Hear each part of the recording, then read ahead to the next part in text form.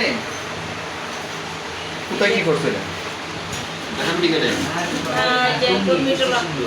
কোন কি ঘটনা ঘটছে? মোবাইল ধরে দোস্তি ওষুধ থেকে পরে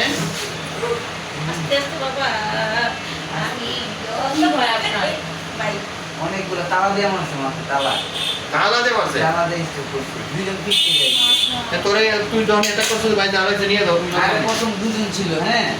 তারপর যখন আমি হাতা দিয়ে উঠতেছি, তো পিছ থেকে আরো দুজন আসছে, আইসা তারপর না তোমার সাথে লোকজন থাকার কথা সিলাইবে না বা চিন্তাকারী সিলাইবে না। আরে লোক আসলে কেউ সামনে আসে নাই।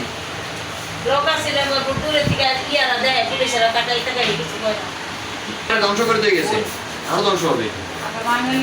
আবার পুলিশ এখন আবেগের মতো আগার কথা বলছে।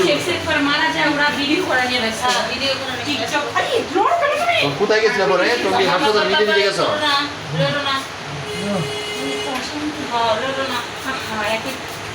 ওদের যে দামি দামি মোবাইল ইউজ করে একমাত্র এই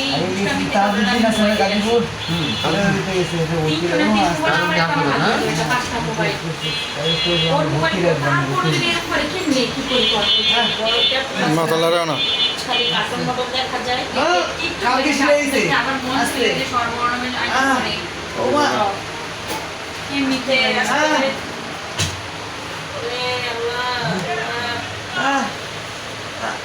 তুমি চুপ করে দেখো, আমাদেরকে আমার মতো করতে দাও, সব ঠিক হয়ে যাবে।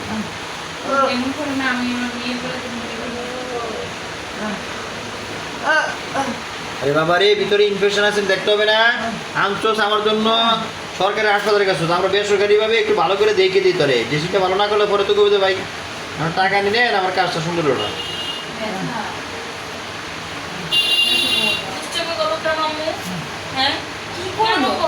আমি 1 মিনিট ঠাস করে শব্দ হইলে আমি দৌড়ে যাইতে যেতে দিই। আমি কি রে পানি পানি লাগে দৌড়ে দিই হাতে ব্যথা করতেছে। তেনাদি চাপে তেনাদি মুছি আমি তাকে বাইরে দিই সব জায়গায় ডোলা দিয়ে না, ডোলা দিয়ে না। আরে বাবা রে, রক্ত তো বুঝতে হবে না রে, পাগল বুঝ গুজ করতে বলো। তোর পরিষ্কার না করলে ইনফেকশন থাকবো না। এরা তো করছে তো বলেছিল সব। আস্তে আস্তে আমাদের কি প্রেসার বাড়ে যায়।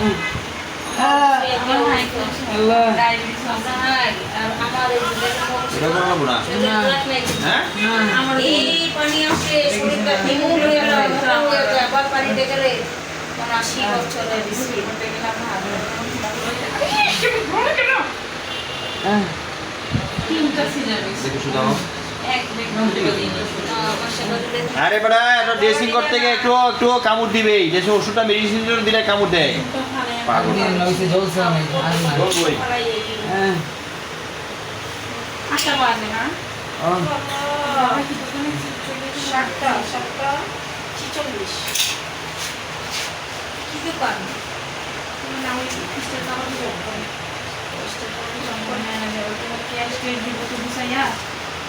কি হয়ে গেল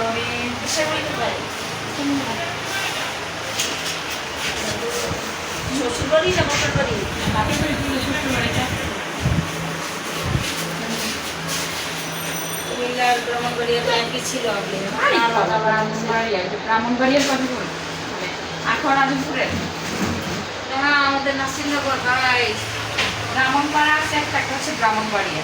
দুইটা কিন্তু ব্রাহ্মণবাড়িয়া নাসিরনগর। ব্রাহ্মণবাড়িয়া থেকে অনেক দূর আখড়া আজমপুর। আখড়া বলি আমরা, নাসিরনগর এটা অনেক কাছে।